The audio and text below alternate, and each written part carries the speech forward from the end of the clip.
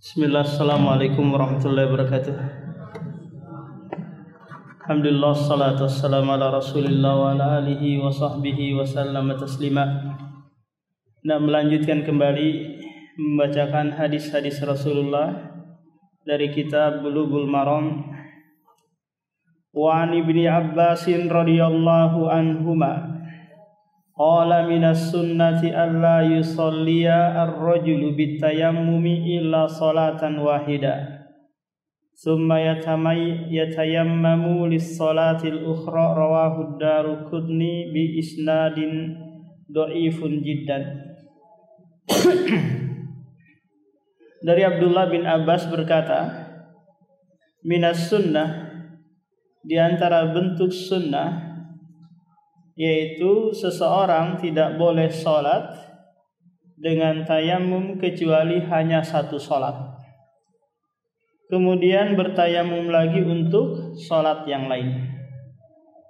Apa gambaran hadis ini, Pak? Gambarannya, kalau tadi kita sholat maghrib itu dengan tayamum, maka nanti ketika datang waktu isya maka bertayamum lagi.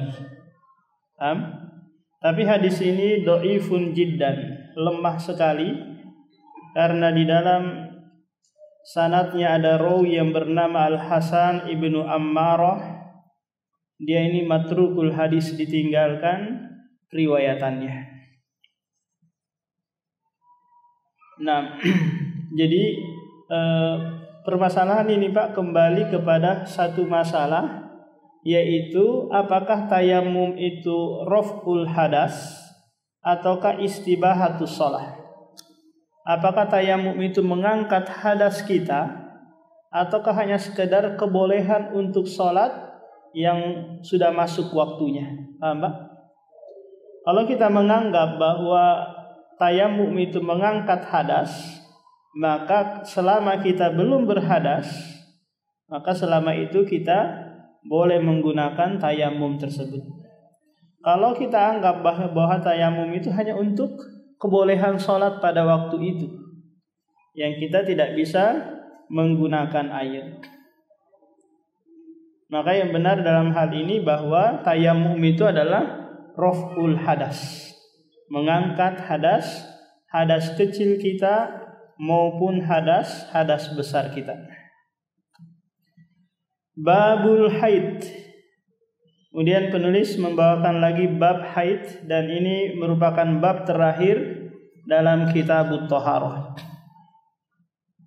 Jadi akan dibahas di dalam bab ini hukum yang berkaitan dengan darah haid, wanita yang haid, kemudian darah istihadah, wanita yang istihadah, darah nifas, dan wanita yang nifas. Kenapa ini dibahas dalam kitabut thaharah? Karena kaitannya bahwa wanita yang haid, wanita yang istihadah, wanita yang nifas, ketiga-tiganya ini la yathurna, mereka tidak suci. Paham? Sehingga mereka harus mengangkat dulu hadas besarnya tersebut jika ingin melaksanakan sholat dan yang lainnya. Darah haid adalah darah yang kehitam-hitaman, kemudian kental, baunya tidak sedap, keluar di waktu yang tertentu. Pak, ini darah haid. Kalau darah istihadah adalah darah yang segar, warnanya merah, tidak bau dan tidak kental, kemudian waktu keluarnya tidak beraturan, karena dia darah penyakit irkun, damun irk, darah penyakit. Ya, nanti akan disebutkan hadisnya bahwa wanita yang istihadah itu sebabnya karena setan menendangnya. Paham? Akhirnya apa? Ada kegoncangan di dalam rahimnya, menyebabkan apa? Dia mengeluarkan darah terus menerus yang tidak ada batas berakhirnya, kapan berakhirnya gitu. Adapun darah nifas adalah darah yang keluar qabla wilada atau ba'da wilada, sehari atau 2 hari sebelum melahirkan atau setelah melahirkan. Pak, terkadang ada wanita yang hamil itu sebelum melahirkan dia ada keluar sehari 2 hari sudah ada keluar darah, bercak-bercak darah gitu. Maka dalam hal ini wanita tersebut tidak lagi boleh berpuasa, berhubungan badan dan yang lainnya. Dan lebih banyak keluar setelah apa nanti? Setelah melahirkan. Lantas bagaimana mereka yang keguguran? Wanita-wanita hamil yang keguguran dilihat. Kalau kegugurannya itu janinnya sudah ditiupkan ruh, sudah berwujud manusia, maka ketika dia keguguran di waktu ini, maka dia dianggap nifas. Ketika sebelum ditiupkan ruh dia keguguran, maka tidak ada nifas baginya. Nah, perlu diketahui dulu Pak bahwa wanita yang haid itu ada 3 tipe atau 3 macam gitu. Yang pertama al-mubtadi'ah. Mubtadi'ah ini adalah wanita yang pertama kali haid. Putri-putri kita mungkin baru pertama kali haid. Nanti ketika dia sudah haid, maka disitulah dia dianggap mukallafah, dibebani pembebanan syariat. Ketika dia tidak sholat maka dia berdosa. Sekaligus tanda dia sudah siap untuk dinikahkan. Karena dia sudah balik. Nah, ketika dia nanti Pak sudah haid, maka dikenal dengan apa? Mubtadi'ah, awal pertama kali dia haid. Maka dilihat bulan pertama, bulan kedua, bulan ketiga. Jika tempo haidnya itu sama, contoh, anak saya kok bulan pertama 7 hari, bulan kedua 7 hari juga, bulan ketiga 7 hari juga haidnya, maka wanita ini sudah dianggap muqtadah, punya kebiasaan hari-hari haid. Jadi patokannya sudah berapa? 7 hari. Kalau ternyata bulan pertama 5 hari, bulan kedua 5 hari, bulan ketiga 5 hari, berarti apa? Kebiasaannya dia berapa Pak? 5 hari. Tapi kalau belum punya kebiasaan, di bulan pertama 5 hari, bulan kedua 3 hari, bulan keempat 7 hari, berarti dia tidak dianggap muqtada, tidak punya kebiasaan. Tapi dianggap apa Pak? Mutamayyizah. Dia harus bisa membedakan mana darah haid, mana darah istihadah. Kalau dia cek, ini sudah darah segar, maka dia stop. Dia mandi, kemudian dia sholat, meskipun darah terus keluar dari kemaluannya.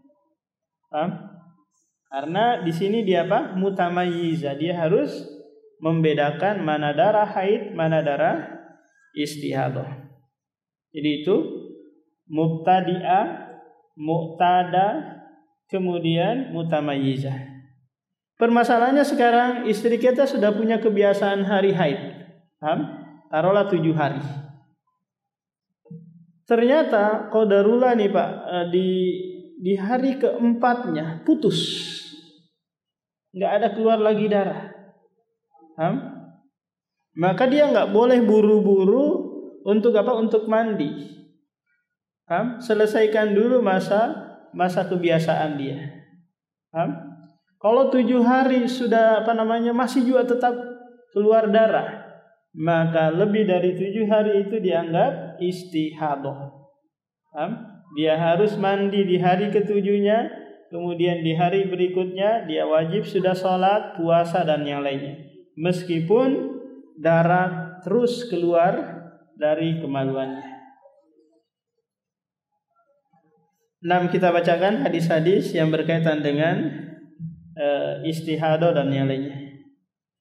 Wa an Aisyah qalat inna Fatimah binti Abi Hubaishin kanat tustahadu faqala Rasulullah inna dama haidin damu aswadin yu'rafu fa idza kana dzalika fa amsiki anis salati fa idza kana al-akharu fatawaddai wa sholli. Dari Aisyah radhiyallahu an berkata, sesungguhnya Fatimah binti Abi Hubaisyin istihadah, mengeluarkan darah penyakit. Lalu dia berkata kepada Rasulullah dalam riwayat lain, la athuru, aku tidak suci wahai Rasulullah. Dia menganggap bahwa darah istihadah tersebut menyebabkan dia meninggalkan sholat. Kemudian dijelaskan oleh Rasulullah bahwa inna dama haidin dami aswad, sesungguhnya darah haid itu darah yang kehitam-hitaman, diketahui oleh kaum wanita. Fa idza kana dzalika, jika darah itu yang keluar, maka fa amsiki anis shalah, tinggalkan salat, jangan engkau salat. Fa idza kana al-akhar, jika darah yang keluar selain darah haid, maka engkau tetap wudu dan salat. Di hadis ini Rasulullah memberikan ciri antara darah haid dengan darah istihadah. Juga menjelaskan tentang apa? Tentang hukum bagi wanita yang haid dan wanita yang istihadah. Wanita yang haid meninggalkan salat, dan wanita yang istihadah tetap apa Pak? Tetap sholat. Cuman Rasulullah di sini memerintahkan apa?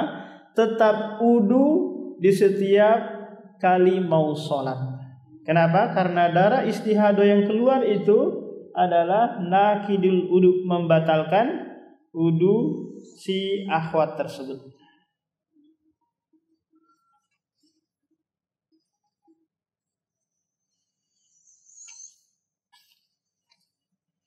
Wa fi hadisi Asma binti Umaisin inda Abi Daud. Dalam hadis Asma binti Umaisin, Asma binti Umaisin ini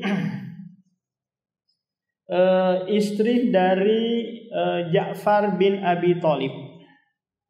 Berarti ipar dari Ali bin Abi Thalib. Dia adalah sahabiah yang awal-awal masuk Islam bersama suaminya.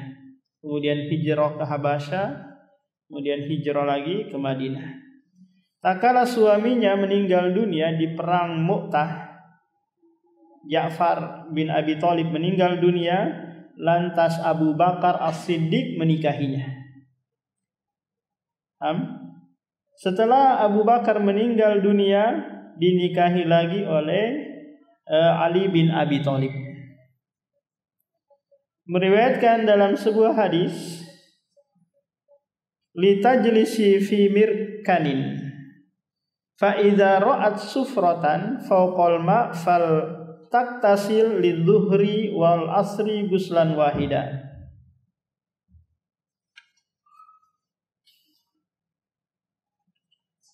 Kata Rasulullah sallallahu alaihi wasallam kepada Asma ini, hendaknya engkau duduk di baskom untuk mengecek apakah yang keluar itu darah haid ataukah darah istihadah. Jika engkau melihat ada warna kekuning-kuningan di atas air, maka berarti itu adalah darah istihadah. Ini karena di zaman itu belum ada tisu Pak untuk mengecek ya. Jadi dengan cara ini apa? Mereka mengeceknya. Maka jika itu darah istihadah, fal taktasil lidzuhri wal asri guslan wahida. Hendaknya engkau mandi untuk sholat duhur dan asar dengan satu kali mandi. Dan engkau mandi pula untuk sholat maghrib dan isya satu kali mandi. Dan mandi untuk sholat fajar, salat subuh satu kali mandi. Wa tatawaddau fi ma baina dzalik, dan engkau wudu di antara hal tersebut.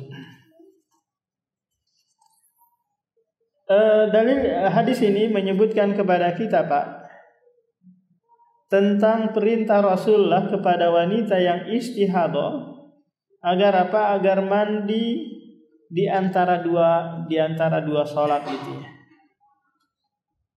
Tapi perintah ini nanti sifatnya anjuran saja, bukan apa? Bukan kewajiban bagi wanita yang istihadah. Yang wajib bagi wanita istihadah itu adalah wudu setiap kali mau salat. Karena nanti ada sahabiah yang mempraktekkan dia salat setiap kali, dia mandi setiap kali mau salat, sementara dia istihadah.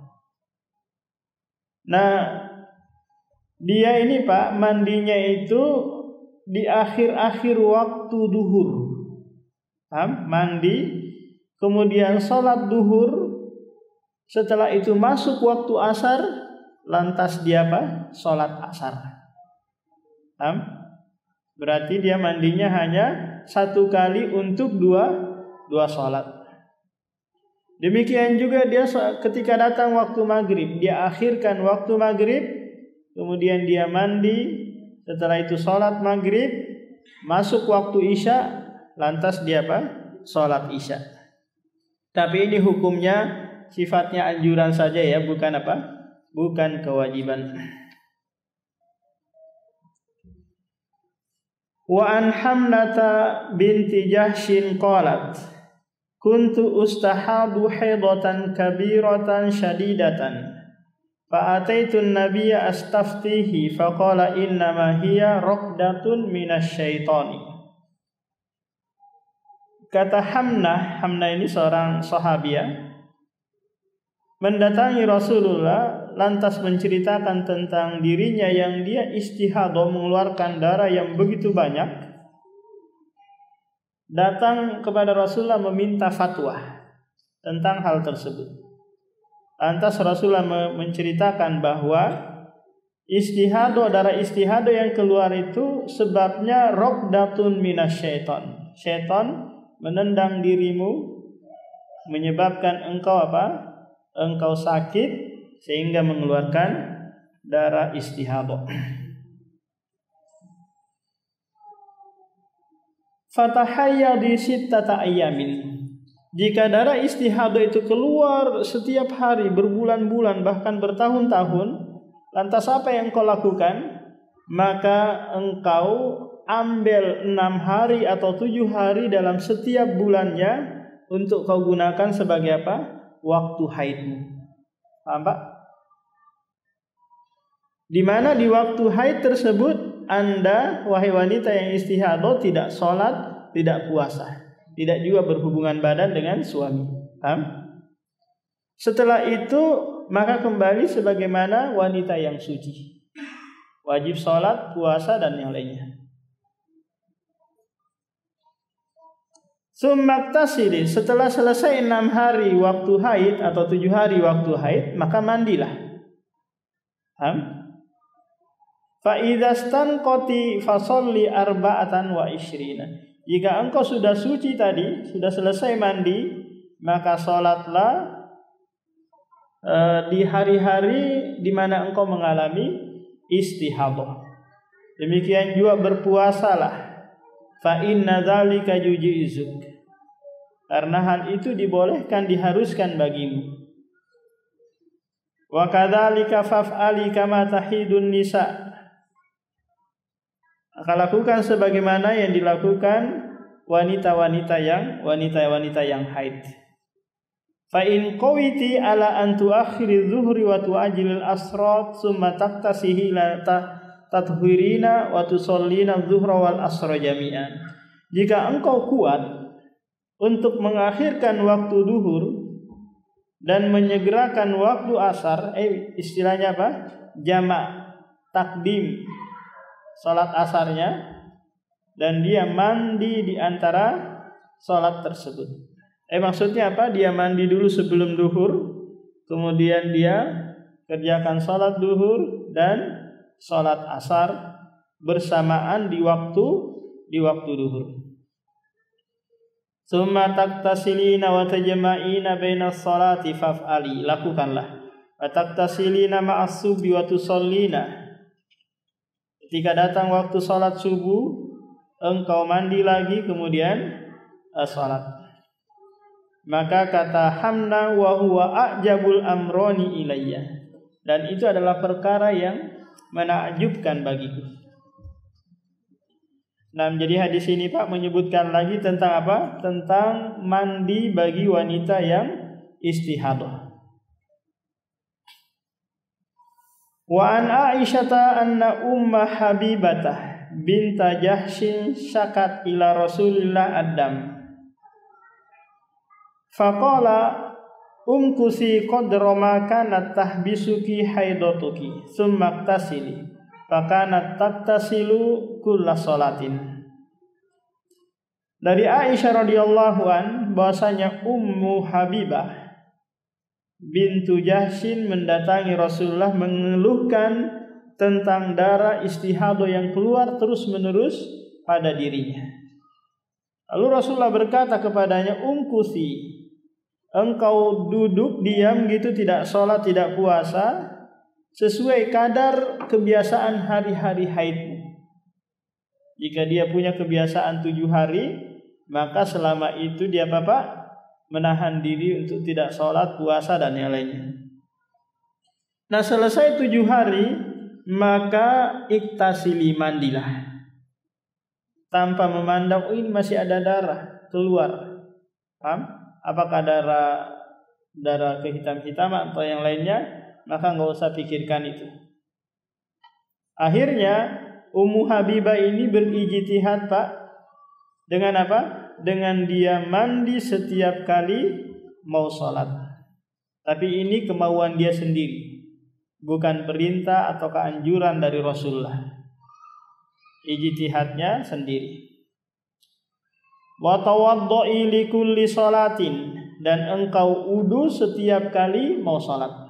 Ini yang wajib Pak bagi wanita yang istihadah, yaitu wudu setiap kali mau sholat. Karena darah yang keluar adalah pembatal wudunya dia. Timbul pertanyaan sekarang, gimana kalau sekiranya dia sholat terus keluar darah? Maka ma'fun, dimaafkan. Karena ini dalam keadaan darurat, penyakit. Sama halnya dengan orang yang pipis-pipisan itu, kencing-kencing terus, maka dia wudu sebelum sholat. Ketika di tengah sholatnya dia keluar kencingnya, maka tetap dia lanjutkan sholatnya. Karena ini bagian dari penerapan firman Allah, fattaqullaha mastata'tum. Bertakwalah kepada Allah semampu kalian. Wa an ummi Atiyah qalat kunna la na'uddul qudrata was sufrata ba'da tuhri syai'an. Rawahul Bukhari wa Abu Daud wal lafdhu lahu. Dari Ummu Atiyah bintul Haris. Dia terkenal dengan apa? Dengan nama dan kunyanya.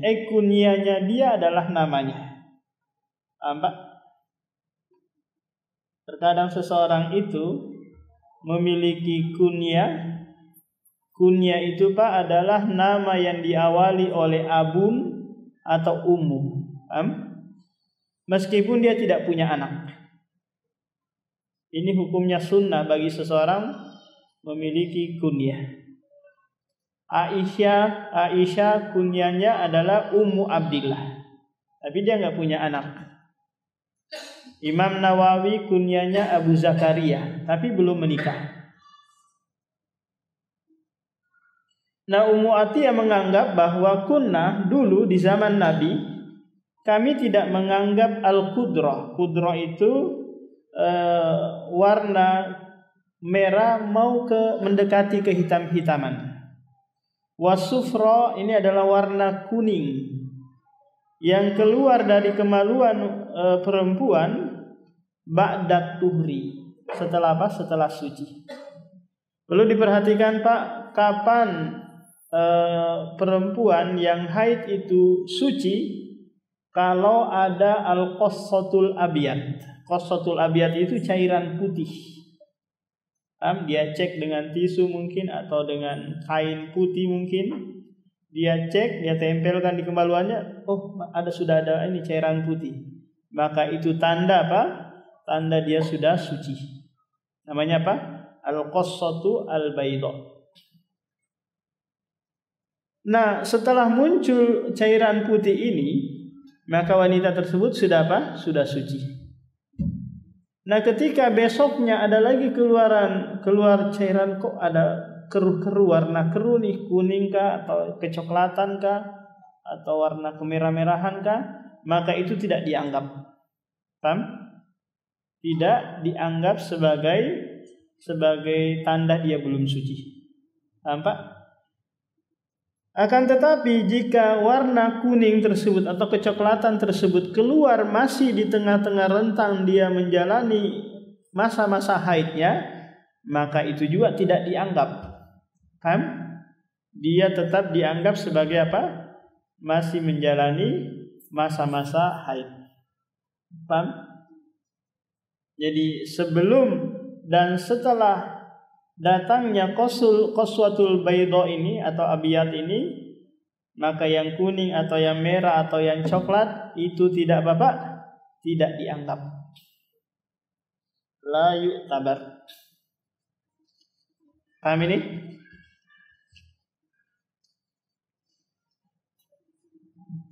Wan Anas annal yahuda kanu idza hadatil mar'atu lam yu'akiluha faqala an-nabiyyu isna'u kulla syai'in illa nikah. Dari Anas bin Malik menceritakan bahwa orang-orang Yahudi itu apabila istri mereka haid, maka mereka tidak mengajak istrinya makan bersama. Paham? Kalau orang musyrik ketika wanita istri mereka haid, Pak, itu dibuatkan kandang sendiri. Enggak boleh masuk ke dalam rumah, apalagi ikut makan bareng. Dibuatkan kandang sendiri, tinggal di situ sampai selesai haid. Ada mereka keluar bau kambing, bau kayak kambing berapa hari enggak mandi, dikandangin situ. Ketika mau makan diantarin makanan. Paham? Tapi beda dengan agama Islam. Paham? Masih membolehkan wanita yang haid tidur bareng dengan suaminya, kemudian makan bareng, bercumbu bareng, kecuali yang tidak dibolehkan hanya jima. Paham? Ini bentuk keringanan dalam agama kita. Sementara agama-agama yang lain sangat memberatkan diri mereka. Jadi isna'u kulla syai'in, lakukanlah segala sesuatu terhadap istrimu kecuali jima. Engkau tidak boleh berhubungan badan dengannya. Ini menjelaskan kepada kita, Pak, bahwa yang diharamkan bagi suami terhadap istrinya yang sedang haid hanya apa? Hanya berhubungan badan. Selainnya boleh. Bercumbu mungkin, tapi dengan syarat dia mampu menahan syahwat. Paham? Karena ditakutkan nanti dia kebablasan, akhirnya apa? Melakukan dosa besar. Wa an Aisyah qalat kana Rasulullah ya'muruni fa'attaziru fayubashiruni wa ana haidun. Aisyah menceritakan bahwa adalah Rasulullah memerintahkan aku menggunakan sarung. Kemudian dia mencumbuiku sementara aku dalam keadaan haid.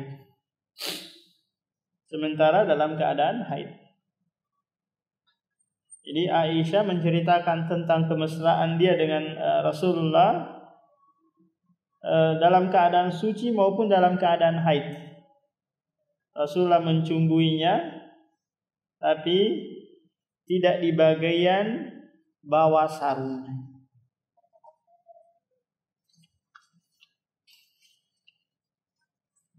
Wa an ibni Abbas anin Nabi fil ladzi ya'ti imra'atahu wa hiya haidun qala yatasaddaqu bi dinarin aw nisfi dinarin rawahul khamsah. Dari Abdullah bin Abbas dari Nabi sallallahu alaihi wasallam filladzi, tentang orang yang mendatangi istrinya, ai berhubungan badan dengan istrinya sementara istrinya dalam keadaan haid. Apa nih kafarah, denda yang diterapkan, diberlakukan bagi suami tersebut? Rasulullah yatasaddaqu, dia bersedekah dengan 1 dinar atau setengah dinar. Tapi hadis ini dhaif, ya, lemah dengan sebab-sebab, diantaranya adanya rawi yang diperselisihkan di dalamnya. Di antaranya lagi ittirab, adanya kegoncangan di matan tersebut, di matan hadisnya. Karena di sini disebutkan 1 dinar atau setengah dinar. Yang jelasnya bahwa wanita yang haid kemudian suaminya mengajak berhubungan badan, Pak, maka perbuatan suaminya itu adalah dosa besar. Paham? Yang dituntut baginya adalah bertobat kepada Allah Subhanahu wa taala. Lantas bagaimana dengan istrinya? Maka istrinya kalau dia terpaksa, paham? Maka tidak ada sesuatu atasnya. Karena dia terpaksa. Kalau dia juga yang ngajakin suaminya, maka dia ta'awun alal ismi wal udwan, tolong menolong dalam apa? Dalam hal dosa. Paham? Kadang si istri ditekan, kalau nggak mau layani saya akan ceraikan kamu talak 1000. Maka selesai. Maka dalam hal ini ya mau nggak mau dalam keadaan ikrah, wa qalbuhu mutmainnun bil iman. Wa an Aisyah radhiyallahu anha qalat lamma ji'na sarifah hittu faqala an-nabiyyu if'ali ma yaf'alul hajju ghairu an la tatufi bil baiti hatta tathuri. Dari Aisyah radhiyallahu anha menceritakan ketika dia ikut bareng haji wada bersama Rasulullah.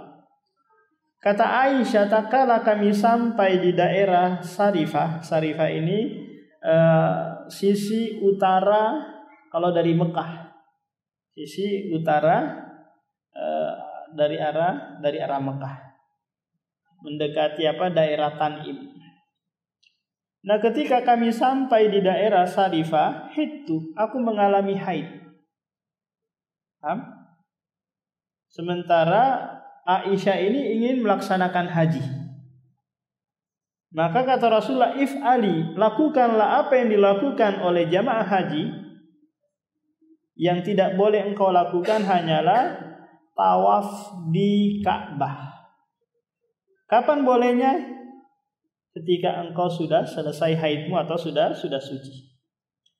Berarti amalan-amalan haji yang lain boleh dilakukan bagi wanita yang haid. Apa itu, Pak? Wukuf di Arafah, bermalam di Muzdalifah, lempar jamratul aqabah, kemudian halaq, mencukur rambut, menyembelih hewan kurban, kemudian sa'i bainas Safa wal Marwah. Ini boleh bagi bagi wanita yang haid. Yang tidak boleh adalah ketika mereka haid. Tidak boleh tawaf di Ka'bah. Lantas bagaimana nih mereka yang sudah lama, wanita-wanita yang sudah lama nunggu antrian haji 20 tahun, 30 tahun, pas tiba waktu gilirannya qadarullah pas haid di sana. Pas haid, Pak. Maka yang dia lakukan semua. Juga kalau sekiranya nggak bisa nunggu lama berkaitan dengan keberangkatan nih, jadwal berangkatan nggak bisa nih, belum selesai haidnya sudah keburu berangkat rombongan, maka dia tetap harus melaksanakan tawaf ifadah. dalam keadaan dia haid. Demikian juga Pak yang mereka yang sedang umroh, qadarullah baru mau tawaf haid, nggak bisa nunggu nih.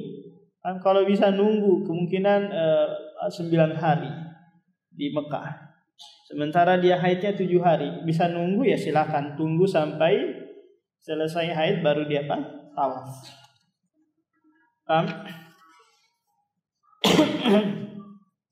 Nah, Ibnu Taimiyah rahimahullah sangat menganjurkan hal ini bagi mereka yang dalam keadaan haid sementara belum sempat mengerjakan tawaf ifadah. Nah, dalam keadaan darurat nggak bisa nunggu lama lagi, maka dia tawaf ifadah dalam keadaan haid. Gimana kalau sekiranya makan obat penahan haid? Ada sekarang obat penahan haid kan Pak ya? Maka kalau itu tidak ada efek sampingnya kepada kesehatan kita, maka silakan dikonsumsi. Ini membantu untuk lebih full, lebih maksimal lagi beribadah selama di Mekah dan di Masjid Nabawi. Kalau itu tidak mengganggu kesehatan kita. Kalau sekiranya mengganggu nggak boleh. Karena di dalam agama kita la doror, tidak boleh memudaratkan diri sendiri dan tidak boleh pula memudaratkan orang lain. Wa an Mu'adz bin Jabal annahu sa'alan nabi ma yahillu lirrajuli min imra'atihi wa hiya haidun. Dari Mu'adz bin Jabal bahwasanya dia bertanya kepada Rasulullah, apa yang halal bagi seorang suami terhadap istrinya yang sedang haid. Rasulullah, ma fauqal izari, apa yang ada di atas sarung. Akan tetapi hadis ini dhaif. Karena di dalam sanadnya ada yang munqati, ada yang terputus, di mana ada seorang rawi yang tidak mendengarkan dari Mu'adz bin Jabal, namanya Abdurrahman ibnu Aid. Kemudian ada lagi rawi yang lain yang didhaifkan oleh ulama, yaitu Sa'ad bin Abdullah Al-Aqtash. Dia ini dhaif, lemah dalam meriwayatkan hadis. Coba bayangkan Pak, ini sangat terjaganya agama kita dengan apa? Dengan seperti ini, dengan sanad. Dicek satu-satu rawi-rawi yang meriwayatkan hadis tersebut. Maka di zaman kita ini tidak lagi bermanfaat sanad-sanad itu. Kenapa? Kalau sekiranya ada orang yang berbangga dengan sanad yang dia miliki, maka kalau dia mau masih menerapkan sanad tersebut, dia tidak layak diterima. Mungkin dari sisi kelemahan hafalan, kemudian seringnya dia berbohong, kemudian muru'ahnya dia nggak jaga, nggak diterima lagi periwayatannya kalau mau menggunakan sanad dalam menyampaikan ilmu. Karena dhabit dan adalahnya tidak lagi bisa dipegang. Hadis ini dhaif. Ia menyebutkan bahwa yang boleh bagi suami kepada istrinya yang sedang haid adalah apa yang ada di atas sarung. Sementara di hadis sahih sebelumnya Pak menyebutkan bahwa isna'u kulla syai'in illa nikah. Lakukanlah segala sesuatu kecuali berhubungan badan. Yang ada di bawah sarung itu kan ada paha, ada betis, ada kemaluan wanita yang haid. Yang enggak boleh itu hanya kemaluannya. Wan Ummi Salamah qalat kanatin nufasa'u taq'udu fi ahdi Rasulillah ba'da nifasiha arba'ina yauman. Dari Ummu Salamah menceritakan adalah wanita-wanita yang nifas di zaman Nabi, itu mereka duduk tidak sholat, tidak ngapa-ngapain, tidak puasa dan yang lainnya setelah nifas mereka selama 40 hari. Selama 40 hari. Hadis ini diperselisihkan oleh para ulama karena di dalam sanadnya ada rawi yang itu dipermasalahkan oleh para ulama. Sehingga batasan 40 hari tidak bisa dijadikan dalil pegangan gitu. Nampak? Selama wanita itu sudah suci, wanita yang nifas tadi sudah berhenti keluar darah nifasnya di hari ke-20 mungkin atau di hari ke-18 mungkin, maka dia harus mandi dan wajib sholat, berhubungan badan, puasa dan yang lainnya. Tidak mesti harus menunggu 40 hari. Wa fi lafdin lahu, dalam lafaz yang lain, walam ya'muruhan nabiyyu bi qada'is shalah tin nifas. Nabi SAW tidak memerintahkan wanita yang nifas itu mengqada' salat. Karena ini sangat memberatkan, Pak. Bayangkan kalau dia nifasnya selama 20 hari. 20 kali 5 itu 200 salat. Berapa? 100 ya. Salah kelebihan ini. 20 kali 5 100 salat. Ini sangat apa? Sangat membebankan. Sehingga apa? Tidak diperintahkan, wala disunnahkan, wala dibolehkan untuk mengqada salat kecuali nanti puasa. Maka tetap harus mengqada puasanya. Nah, demikian Pak, karena waktu sudah masuk. Ada yang bertanyakan sebelum kita tutup?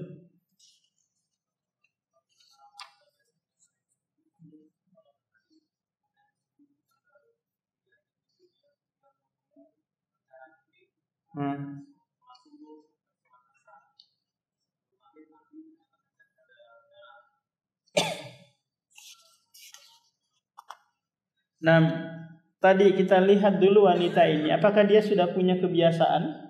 Kalau kebiasaannya itu 7 hari, 7 hari, maka dia cek, di hari ke-7-nya habis duhur mungkin dia cek, alhamdulillah sudah apa? Sudah keluar qassatul baydha, cairan putihnya sudah keluar. Maka ya udah, dia sholat duhur di waktu tersebut. Qadarullah di hari ke-8-nya nih, kok dia cek lagi ada cairan-cairan keruh, coklat mungkin atau kuning mungkin, maka ini tidak dianggap. Tidak dianggap. Yang lain Pak?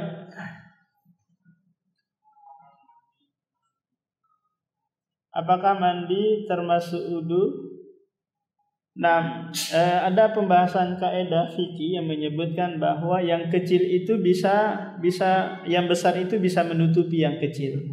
Dalam artian jika Anda mandi untuk niat raf'ul hadas atau istilahnya mandi junub, maka ya sudah enggak perlu wudu lagi. Karena kalau juga mandi janabah itu kan sunnahnya diawali dengan apa? Dengan wudu terlebih dahulu. Tapi kalau dia mau hanya menjalankan rukun-rukunnya saja, maka sudah itu mewakili mengangkat hadas besarnya dan hadas kecilnya. Demikian subhanakallahumma wa bihamdika asyhadu an la ilaha illa anta astaghfiruka wa atubu ilaik.